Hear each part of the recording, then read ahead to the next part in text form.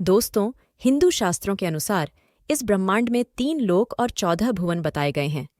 बहुत से लोगों के दिमाग में ये सवाल आता है कि क्या इस ब्रह्मांड में पृथ्वी लोक के अलावा भी कई और लोक हैं? अगर है, तो क्या उन्हें देखा जा सकता है? और क्या उन तक पहुंचा जा सकता है? क्या सच में आज भी वैकुंठ और स्वर्गलोक का अस्तित्व है? अगर है, तो हम अपने विकसित विज्ञान की मदद से इन लोकों को ढूंढ क्यों नहीं लेते? दोस्तों, आपने धरती पर ऐसे कई स्थानों को देखा या उनके बारे में सुना होगा, जिनके नाम के आगे पाताल शब्द लगा हुआ है।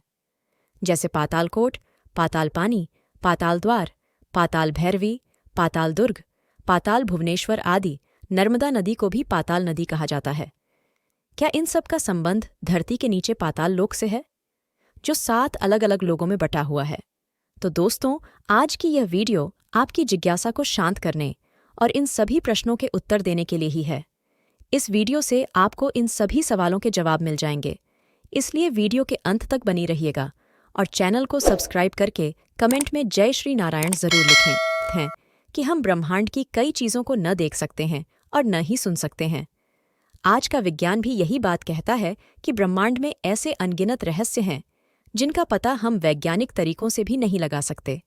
आज मंगल ग्रह तक जाने में हमें कई महीने लग जाते हैं, जबकि हमारे धर्मशास्त्रों में हजारों बार इस बात का जिक्र है कि ऋषि मुनि अपनी यौगिक शक्ति से अंतरिक्ष को पार करके स्वर्गलोक की यात्रा केवल कुछ क्षणों में कर लेते थे। वशिष्ठ और विश्वामित्र जैसे महान ऋषि अपने शरीर सहित कई बार पृथ्वी से स्वर्गलोक जाते थे और वहां होने वाली सभाओं में हिस्सा लेते थे। दोस्तों, वेद ग्रंथों और पुराणों के अनुसार हमारे ब्रह्मांड में 3 लोक और 14 भुवन हैं, और भगवान विष्णु का बैकुंठ लोक इन तीनों लोकों और 14 भुवनों से ऊपर है।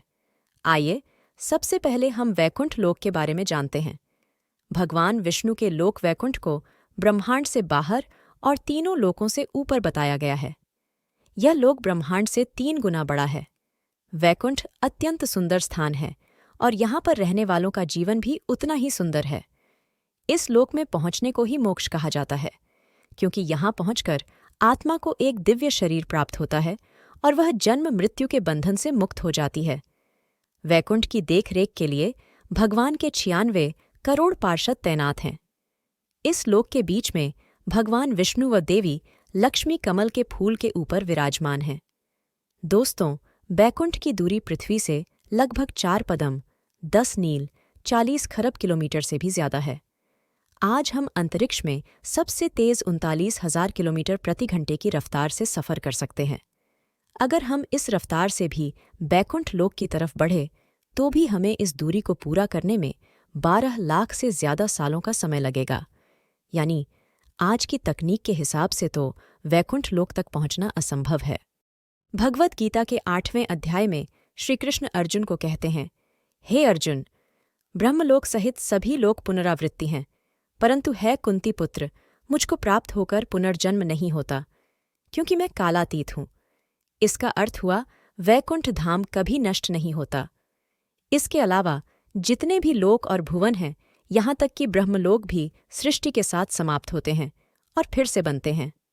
दोस्तों, जब हम 3 लोक की बात करते हैं, तो इसका तात्पर्य पृथ्वीलोक, आकाशलोक और पाताल लोक से होता है।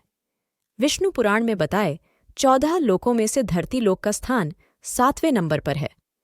धरती के ऊपर 6 लोक हैं, जिन्हें ऊर्ध्वलोक कहा जाता है।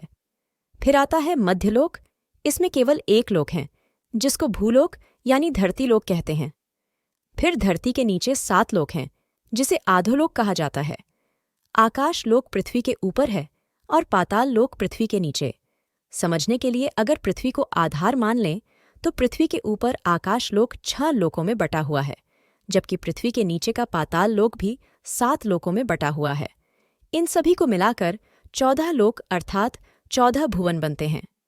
दोस्तों, हमारी पृथ्वी, जिसे हम मृत्युलोक भी कहते हैं, वह आकाश लोक और पाताल लोक के बीच में स्थित है। गरुड़ पुराण के अनुसार जिस व्यक्ति ने अपने जीवन में अनैतिक कर्म किए हैं, वे मृत्युलोक पर दोबारा जन्म लेते हैं, और जो अच्छे कर्म कर मोक्ष को प्राप्त कर लेते हैं, वह बैकुंठ लोक में स्थान पाते हैं। दोस्तों, पहले हम पृथ्वी के नीचे स्थित 7 लोकों के बारे में जानते हैं। पृथ्वी के नीचे पहले लोक का नाम अतल है। यह हमारी पृथ्वी से 10,000 योजन की गहराई पर है। इसकी भूमि सफ़ेद है। अतल पाताल लोक का राजा मयदानव का पुत्र असुरबल का है, जिसने यहाँ पर 96 प्रकार की माया रखी हुई है। जिस तरह विश्वकर्मा देवताओं के वास्तुकार हैं, उसी तरह मयदानव राक्षसों के वास्तुकार हैं। दोस्तों, पृथ्वी के नीचे का दूसरा लोक बहुत ही विशेष है, क्योंकि यहाँ पर भगवान शंकर अपने दूसरे स्वरूप हाटकेश्वर महादेव के रूप में विराजमान हैं। इस लोक का नाम वितल है और यह अटल से 10,000 योजन और नीचे है। वितल लोक में भगवान हाटकेश्वर महादेव अपने भूतगण एवं पार्षदों के साथ रहते हैं और वे इस लोक पर राज करते हैं। वे प्रजापति की सृष्टि वृद्धि के लिए भवानी के साथ विहार करते रहते हैं। उन दोनों के प्रभाव से वहाँ हाटके नाम की सुंदर नदी बहती है। तीसरा है सुतल। यह वितल से भी 10,000 योजन नीचे है। इसकी भूमि अरुण यानी प्रातः कालीन सूर्य के रंग की है। पृथ्वी के नीचे का चौथा लोक है तलातल। यह सुतल से 10,000 योजन और नीचे स्थित है। इस लोक में दानवराज मय रहता है, जो इस लोक में शासन करता है। मय दानव विषयों का परम गुरु है और अपनी माया से हर तरह की रचना करना जानता है। कहते हैं कि उस काल की आधी दुनिया को मय ने ही निर्मित किया था। पृथ्वी के नीचे 5वें अधोलोक का नाम महातल है, जो तलातल से 10,000 योजन नीचे है। इसकी भूमि ककड़ीलीली है। महातल में कश्यप की पत्नी से उत्पन्न हुए अनेक सिरों वाले सर्पों का क्रोधवश समुदाय रहता है। उनमें तक्षक, कालिया, सुषेण और कहुक प्रधान नाग हैं। तक्षक का जिक्र महाभारत ग्रंथ में भी है। यह कश्यप की पत्नी कद्रु से उत्पन्न हुआ था, जिन्होंने 1,000 सर्पों को जन्म दिया था। तक्षक नागराज वासुकी से छोटा अन्य सर्पों में सबसे भयंकर था। यह पाताल लोक के 8 प्रमुख नागों में से एक है। इसे सर्पराज भी कहा जाता है। तक्षक को भगवान शिव के गले में रहने वाले नागराज वासुकी का छोटा भाई माना जाता है। पृथ्वी के नीचे 6वें अधोलोक का नाम रसातल है। यह महातल से 10,000 योजन और नीचे स्थित है। रसातल में पणि नाम के दैत्य और दानव रहते हैं। यह निवातकवच और हिरण्यपुरवासी भी कहलाते हैं। पहले यह नगरी इंद्र आदि देवताओं के अधीन थी, जो इंद्रलोक से भी सुंदर हुआ करती थी।